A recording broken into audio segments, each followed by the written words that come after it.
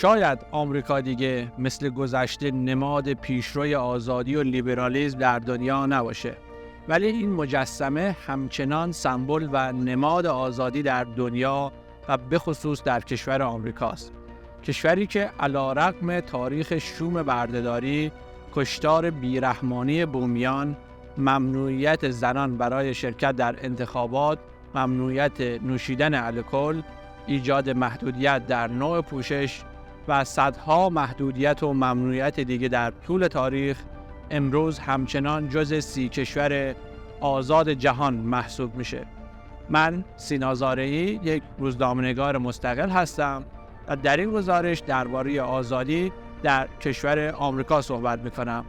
اگر این گزارش رو دوست داشتید، با انتشار اون ضمن حمایت از من سهمی در اطلاع رسانی اخبار و گزارش‌های مستقل خواهید داشت.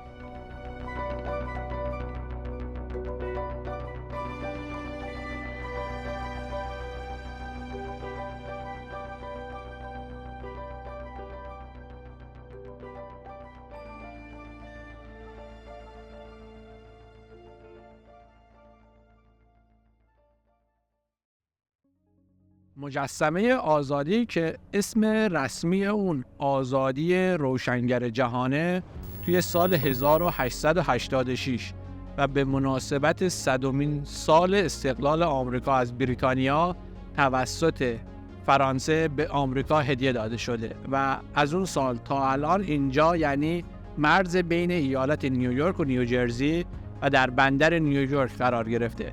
تندیس آزادی که به اون بانو آزادی هم گفته میشه، نماد ماندگار این ایده است که آمریکا کشور مهاجرانه، چون مجسمه آزادی اولین کسی بوده که به مهاجرانی که از راه دریا به آمریکا می اومدن خوش آمد می گفته.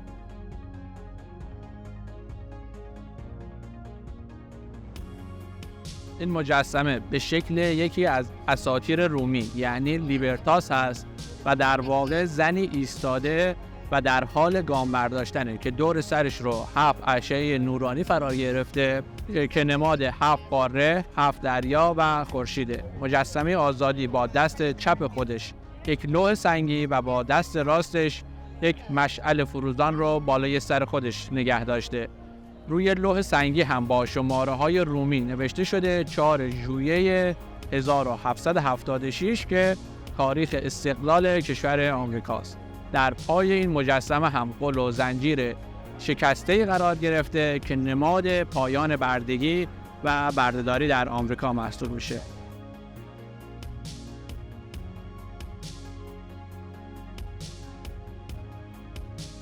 ریشه آزادیخواهی در آمریکا به انقلاب آمریکا برای استقلال از بریتانیا برمیگرده.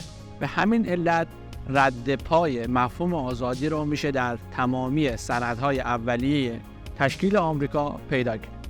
از بیانیه استقلال کشور آمریکا گرفته تا قانون اساسی و مهمتر از همه متمم اول قانون اساسی که درباره آزادی هست. متممی که توی سالهای اولیه شکل‌گیری آمریکا یعنی سال 1791 تصویب شد و مطابق با اون حکومت از ایجاد یک دین رسمی ممنوع شد تا آزادی عقیده به هر دین و آیینی تضمین بشه.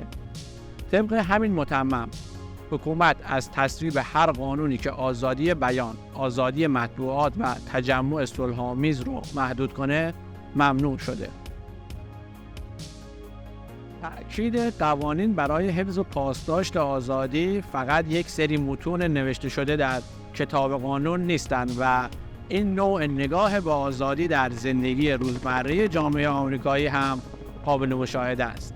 برای مثال دولت حق برخورد و زندانی کردن یک روزنامه‌نگار به دلیل انتشار یک خبر یا یک گزارش رو نداره، یا اصولاً کسی برای انتشار کتاب، روزنامه، فیلم، تئاتر و غیره نیازی نیست از دولت مجوزی برای تایید محتوای اون بگیره. یا لحاظ کردن مذهب، عقیده، گرایش جنسی، نژاد، رنگ، ملیت و غیره در فرایند استخدام کاری افراد غیرقانونیه. اعضای جامعه آزادن هر دین و فکری داشته باشند و هر طور که دوست دارن لباس بپوشن. فیلترینگ و سانسور اینترنت هم توسط دولت عملاً غیرقانونیه. در کنار آزادی به عنوان یکی از مفاهیم که کشور آمریکا رو شکل داده، مفاهیم دیگه‌ای مثل زندگی، جستجوی خوشبختی، نفع عمومی، عدالت، برابری، کثرت‌گرایی، حقیقت، حاکمیت مردم، میهن پرستی و حاکمیت قانون اصلی ارزش‌های دموکراتیک در جامعه آمریکا رو شکل میدن. مفاهیم فلسفی و عمیقی که التزام عملی به هر کدوم میتونه تاریخ و زندگی روزمره یک ملتی رو عوض کنه.